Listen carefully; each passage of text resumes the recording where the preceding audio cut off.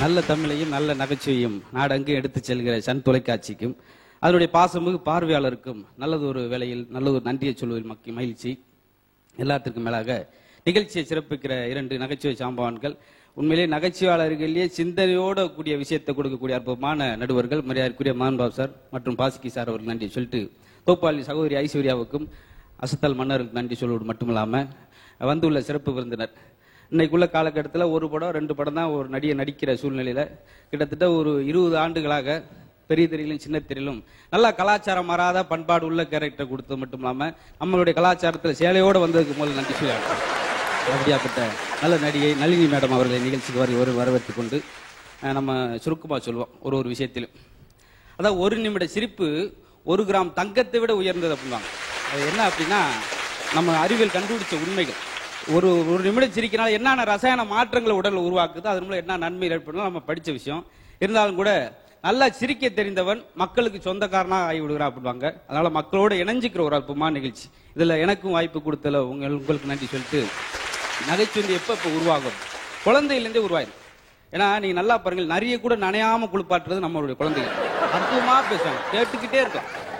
குழந்தை பிறந்தோடனே அம்பளை பெண் பிறந்திருக்கு அப்படின்றது அம்மா ஸ்வீட் கொடுக்க வேண்டியான, அதெல்லாம் டாக்டர் எதுவுமே கொடுக்க கூடாது இருக்கார் பிறந்த குழந்தைக்கு. அவன் கேட்டதுக்கு குழந்தைக்கா கொடுக்க சொன்னாங்க, எடுத்தோடனே டம்முன்னு ஒரு இடி விழுந்த மாதிரி விழுது. அதே போல அவங்க மட்டும் சேட்டை பாருங்களேன், இந்த ஞாயிற்றுக்கிழமை லீவ் விட்டுட்டா வீட்டில் உள்ள பெற்றோர்களும் அடிமல் நெருப்ப கட்டிட்டு உட்காந்துருப்பாங்க, என்னத்தை செய்வானு எதை செய்வானு சொல்லி. இப்ப நாகப்பட்டினத்தில் உள்ள ஒரு நண்பர் இங்க கும்பகோணத்து நண்பருக்கு போன் அடிச்சார். எப்பா நம்ம ஊர்ல ஏதோ சுனாமி வருதுன்றாங்க, நிலநடுக்கம் வருதுன்றாங்க, பூகம்பம் புயல் பயம் எடுத்துறாங்கயா. நான் ஒரே பையன் வச்சிருக்கேன், செல்ல பையன், என்னமா ஆயிடக்கூடாது, 4 வயசு பையன், நான் ஒன்று வந்து விடுறேன் அப்படின்னாரு. சரி கொண்டு வாப்பல போய் கும்பகோணத்தில் விட்டாச்சு. கூட்டு வீட்டுக்கு வராரு ஒரு போன், எப்பா குமரேசா வந்து பயலை கூட்டு போய், என்னையா அதுக்கு நீ சுனாமி நிலநடுக்கத்தை கூட அனுப்பிடுறா சமாளிச்சிருவேன். ஏயா அக்கப்போர் அநியாய அக்கப்போர் பண்றானியா, பூரா பேஸ்டில் உள்ள வெளியே தள்ளுறியா, மறுபடியும் உள்ள தள்ளுன்னு சொல்றான், என்னத்தை அவனுக்கு பயிற்சி கொடுக்க முடியும், 4 டிவி உடைச்சிருக்கானு சொல்லி சங்கடப்படுத்திடுவாங்க. ஏன்னா ஒரு வயல வளர்க்குற அவ்வளவு கஷ்டம். அதுல கேள்வி வைப்பாங்க பாருங்களேன். வாத்தியார் சொல்றாரு, டேய் குமார், உன்னை வெறி நாய் கடிச்சிருச்சுன்னா என்ன செய்வ, வேகமா ஓடி பெட்டி கட்டில பேப்பரும் பேனா வாங்குவேன் அப்படின்னு இருக்கான். எதுக்குடா, எனக்கு வெறி பிடிச்சா யார கடிப்பேன்னு சொல்லி எழுதுவோம் அப்படின்னு வாங்கி லிஸ்ட வாங்கி பாக்குற இவர் வேற முதல் பேரா இருக்கு. என்னடா அப்புறம் என்ன ஐயா, ஒரு மனுஷன் படிச்சுக்கிட்டு இருக்கவனுக்கு எப்படி ஆறுதல வார்த்தை சொல்லணும், டாக்டரா போறேன் இன்ஜினியரா போறேன் எதிர்காலத்தை எப்படி ஆக போறேன், வெறிநாய் கடிச்சான் வெறித்தனமா பேசிக்கிட்டு இருக்கேன், நீ ஒரு மனுஷனா அப்படின்னு இருக்கான். நடக்கும். நான் லேட்டா வந்துருக்கேன், அடுத்த ஒரு பையன் என்ன லேட்டு வாட்ச பாத்தியா, பார்த்தேன் சார் சூப்பரா இருக்கு, ஃபாரின்ல வாங்கினதா அப்படின்னு இருக்கா. ஏய் ஒன்னு வரணும் நடக்கட்டேன் போடா, நீ என்னம்மா லேட்டு, மணியை பாத்தியா, மணியை பார்த்தேன் சார், அவன் தான் என்னைய பார்க்கல, போங்க போங்க. கூரட்டங்களா வச்சு நான் குழப்பு ஓட்டம் குடி ஒண்ணு சேர்ந்தாப்புல இருக்காங்க. எவனுக்கு ஒரு பதில், ஏன்னா பள்ளிக்கூடம் பூரா வெறுக்கிறாங்க பையன். உலகத்துல அவனுக்கு பிடிக்காத ஒண்ணு கேட்டா பள்ளிக்கூடம். கேளுங்களேன், பள்ளிக்கூடம் போறது பிடிக்க மாட்டான், போறது பிடிக்கும் வர்றதும் பிடிக்கும், அங்க அந்த 5 மணி நேரம் இருக்கிறது மட்டும் எனக்கு பிடிக்கலையா. ஏடா அப்புறம் வாத்தியார் பாடம் நடத்திக்கிட்டே இருக்காரு, அப்புறம் அவர் மேஜிக்கா நடத்திக்கிட்டு பாரு, வெறுக்கிற பாடம் எடுத்துல வெறுக்கிறானியா பாவம். ஏன்னா அப்படி நடத்துவார், வில்லங்கமா தொடங்குவார். சில பாடங்கள்லாம் பாருங்களேன், காலங்களை பற்றி நடத்துறேன், தரம் நடத்துங்க, அதை பத்தி எங்களுக்கு ஒரு கவலை. டாக்டர் ஆபரேஷன் செய்கிறார், என்ன காலம் இறந்த காலம், என்ன செத்து போய்வாங்கல்ல, ஆபரேஷன் நம்ம நடைமுறை. நான் விளையாட்டுக்காக சொல்றதில்ல, கிண்டல் பண்றதுக்காக சொல்ல. டாக்டர் இப்போ போன 2 வாரத்துக்கு முன்னாடி பேப்பர்ல படிச்சிருப்பீங்க, தமிழ்நாட்டை மட்டும் 2000 போலி டாக்டர் கண்டுபிடிச்சாங்க. 7வது படிச்சாலும் மெடிக்கல் வச்சு மேல 2 மாத்திரை வச்சுட்டு முடிச்சு அவ்வளவு டாக்டர். அதுல போறப்ப பாருங்க குழப்பமா இருக்கு.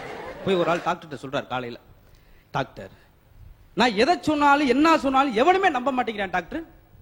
நீங்க சொல்ற நம்ப முடியல பாத்தீங்களா, நீங்க நம்ப முடியல, இது மாதிரி தாங்க எவனுமே நம்ப மாட்டேங்கிறான். இதே வந்து போயா உன்னை போய் காலையில சந்திச்சிருக்க மாதிரி வேற ஆள வர சொல்லுங்க, வாங்க எக்ஸ்கியூஸ் மீ, வாப்பா பெரிய இங்கிலீஷ் படிச்சு வா உட்கார் சொல்லு. என்ன ஒரு நாள் நைட்லயும் 70 டீ குடிக்கிறீங்க, 1-2 டீல 70 டீ. வெறுப்பு வந்துச்சு டாக்டருக்கு. ஏன் 100 குடிக்க வேண்டியானே, எங்கங்க 70லயே விடிஞ்சிருக்கு. என்ன நினைச்சிருக்கான், நைட்டுக்குள்ள டீயா குடிப்போம் முடிவு பண்ணிருக்கான், உணரை வச்சு ஊத்திருக்கான். இப்படி ஆளும் வச்சு என்ன செய்ய முடியும். இன்னொரு ஆள் வந்தார், உட்காருங்க, ஓ தள்ளி உட்காரியா, துர்நாற்றம் மூக்க புடுங்குதியா, தள்ளி உட்காரியா, என்ன விஷயம் சொல்லுங்க. இல்ல இதுக்காக வந்தேன், இன்னொரு டாக்டர் போனேன், அவர் உங்க மேல துர்நாற்றம் சொன்னார், அது செக் பண்ண முடியாது, உங்ககிட்ட வந்து நீங்க கரெக்டா சொல்லிட்டீங்க, செக் பண்ணி ஒரு ஆராய்ச்சி இறங்கிட்டார். இன்னொரு விட இதை விட கொடுமை நடக்கும். ஒரு மனதத்துவ டாக்டர் ஒரு லேடி போனாங்க, போயிட்டு டாக்டர் சொல்லுமா மனசில் உள்ள எல்லாத்தையும் கொட்டி இறக்கி வைங்க. டாக்டர் என்ன ஒருத்தன் டெய்லி என்கிட்ட நெருங்கன்றான், பழகணும்னு ஆசைப்படுறான், என் டேப் நான் போடுறவங்களாம் என் கூட இருக்குன்னு நினைக்கிறேன். ஆம்பளை பிள்ளை நம்பாமா, எவனு நெருங்க விடாது, நீ தெரியுதுல, காலம் கட்டு போய் கிடக்கு. அறுதியா மறுத்துரு போ அப்படின்ட்டார். மறுபடியும் ஒரு வாரம் கழிச்சு வந்துச்சு. டாக்டர் இப்போ கொஞ்சம் அதிகபட்சமா போச்சு, என்ன எனக்கு முத்தம் கொடுக்கன்னு நினைக்கிறான், ரொம்ப மோசமா போயிட்டு இருக்க, நீ பக்கம் வேற ஊர் கூட போயிரு, இங்க இருக்காத போயிட்டு. 3வது வாரம் வந்துச்சு. என்னங்க என்னம்மா என்ன சொல்லு, இப்ப என்ன டைவர்ஸ் பண்ணணும்னு சொல்றேன். வீட்டுக்கார்ட்ட போய் என்ன சொல்லிருக்கேன், நெருங்க விடாதுன்னு சொல்லி கடைசியில் அந்த டாக்டர் என்ன முதல்ல கேட்க வேணாமா, யாருமா என்னன்னு கேட்க வேணாமா, நெருங்க விடாத, செருப்புகள் தாட்டி விளக்குமாறு வெளின்னு சொன்னாமே பாவம், கொண்டாட்டி புருஷனை போய் அடிக்க முடியுமா, அப்படிலாம் கத்துத்துருவாங்க பாவம். சில இடத்துல உங்களுக்கு தெரியும், கிராமத்து பக்கம் ஒரு காமெடி நடக்கும், கண்ணு வச்சுட்டான் அப்படின்னு ஒரு விஷயம் இருக்கும். அது ஒண்ணும் இல்ல, அப்படி நடக்கும். உண்மையிலே யாராவது கண்ணு வச்சிருவான்றக்கா சூடத்தை பொருத்தி வாசல் வைப்பாங்க, அது சில கண்ணு வைப்பான், எப்படி எரியுது வாங்க மலை மலைன்னு. அதனால பயந்துக்கு தேர்ந்து. ஏன்னா ஒரு தெரிஞ்ச ஒரு ஊருக்குள்ள போனா எதை கண்ணு வைக்கான்னு உடனே முடிஞ்சு போயிடாது, பயப்படுவாங்க, ஐயோ வர்றானா ஓடுங்கப்பா. போறாரு ஒரு முருங்கை மரம், சின்ன மரம். ஆஹா என்ன சின்ன மரமா இருக்கு, இதுல போய் 200 முருங்கைக்காய் அப்படின்னே சட்டான்னு மரம் ஒடிஞ்சு முடிஞ்சு. அப்படியே பக்கத்துல இருக்க மரத்தை வெட்டிட்டாங்க, இவன் சொல்லி ஓடி இருக்கு, நம்மளா ஒடிச்சிருவோம்டா. இன்னொரு தெருவில் மேற்கு தெருவில் போனார், ஒரு உங்களதான் ஒரு பசுமாடு 20 லிட்டர் பால் கறந்து ஒத்து பார்த்தேன். பாரியா காலம் மாறிடுச்சு, இம்பட்டு கூணு பசுமாடு 20 லிட்டர் பால் கறக்குதியா, டம்முன்னு மாடு விழுந்து போச்சு. இது ஒரு ஆள் வாட்சி போச்சு அறிவாளி, எப்ப எதை சொன்னாலும் அழிஞ்சு போயிருது, உடஞ்சு போயிருது. நம்ம வயல்ல நிறைய நெல் பயிர் நட்டுருக்கோம், ஆனா நெல் பயிர் எங்கேயோ ஒண்ணுதான் இருக்கு, பூரா புல்லும் பூண்டுமா இருக்கு. இவனை கூட்டு போனோம்னா இத்தனை புல்லான்னு சொல்லுவான், புல்லு ஊரா அழிஞ்சு போயிடும். நம்மளுக்கு களை எடுக்கிற ஆசை எப்படி யோசிக்காம அதுல ஓட்டு காலையில் டீயை வாங்கி கொடுத்து வானே இதான் நம்ம வயலு. எப்ப இதான் ஓ வயலா? ஆமாங்க, பாத்துக்கப்பா பாத்துங்க எவ்வளவு புல்லு இருக்குன்னு பாருங்க, ஏதாவது சொல்லுங்க.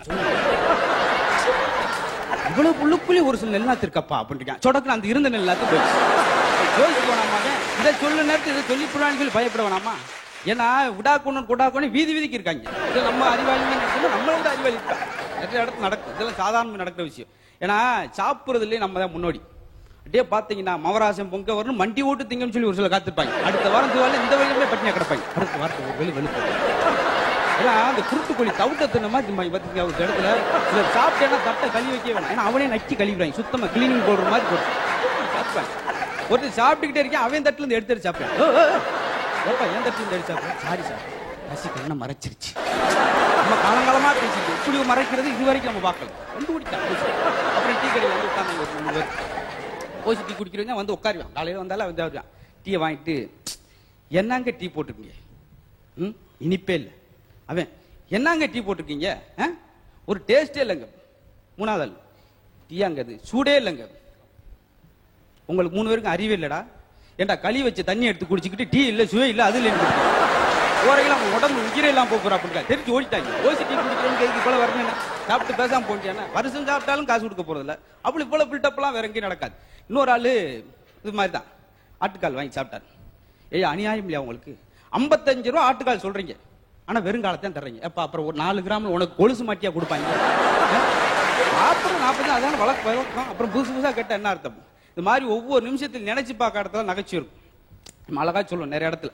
இன்னொன்னு நகைச்சுவை ஏன் வேணும் இன்னைக்குள்ள சொல்லு, பரபரப்பா இங்கிட்டு எந்திரத்தனமா இருக்கிற மனுஷ வாழ்க்கைக்கு மனதை இதப்படுத்துறதுக்கு பதப்படுத்துறதுக்கான ஒரு நிகழ்ச்சி. இது ஒரு மருத்துவ பணிலாம் சொல்றாங்க, பல டாக்டர் செய்ய வேண்டிய நீங்க செய்றீங்க அப்படின்னு. அவங்களாம் சொல்லும்போது நம்மளுக்கு ஆசையா இருக்கு இன்னும் நிறைய பண்ணணும் அப்படின்னு சொல்லி, அதெல்லாம் மக்கள் கூட வரவேற்பு இந்த நிகழ்ச்சி இந்த அளவுக்கு போயிருக்குன்னு சொல்லிட்டு கடைசியா எப்பயுமே ஒரு விஷயம் சொல்லுவோம், வாழ்க்கையில் எதுக்கு நகைச்சுவை சேர்த்துக்கிற. இந்த பலாப்பழம் இருக்கு, ரொம்ப கடுமையான பழம், அதை அறுத்து அது உள்ள இருக்க அந்த கனியை வெளியே எடுக்கும் போது பிசு பிசுன்னு கையெல்லாம் ஒட்டிடும், ஒரு பழத்துக்கு மேலே எடுக்கவே முடியாது. அப்ப என்ன செய்யலாம்னா ஒரே ஒரு சொட்டு எண்ணெய் மட்டும் தேங்காய் நல்லெண்ணெய் அப்படி கையில தடவிட்டு அந்த பழத்தை எடுத்தோம்னா ஈஸியா எடுத்துக்கிட்டே இருக்கலாம், டக்கு டக்கு ஈஸியா ஒரு பழத்தை வெளியே எடுக்கிறதுக்கு ஒரு சொட்டு எண்ணெய் சேர்க்கிற மாதிரி வாழ்க்கையில் ஏகப்பட்ட போராட்டங்கள் மன கஷ்டம், இதை நான் ரொம்ப எளிமையா கடத்துறதுக்கு கொஞ்சம் ஒரு சொட்டு எண்ணெய் சேர்க்கிற மாதிரி கொஞ்சம் சிரிப்பு சேர்த்துக்கிட்டோம்னா இந்த வாழ்க்கை ரொம்ப சுகமமாகவும் ரொம்ப சமூகமாகவும் முடியும் அப்படின்னு சொல்லுவாங்க. அதனாலதான் வருகிற காலங்கள்லாம் மக்களுக்கு வசந்த காலமாக சிரிக்கிற எந்த நாளுமே இனிய நாள் தான், இந்த நாள் அந்த நாள் இல்லை. அதனால கொஞ்ச நாள் வாழ்க்கையிலும் போராட்டம் இல்லாமல் மக்களை மகிழ்ச்சி நாமலாம் மகிழ்ச்சியா இருக்கிற மாதிரி ஒரு அற்புதமான மகிழ்ச்சி எது நீங்க சொல்லி அந்த மகிழ்ச்சிக்கு நம்ம நிகழ்ச்சிக்கு சம்பந்தம் இருக்குன்னு சொல்லி இது நல்ல நிகழ்ச்சிக்கு வாய்ப்பு கொடுத்தால் தனி உள்ளங்களுக்கு நன்றி சொல்லி விட வருகிறது. நன்றி, வணக்கம்.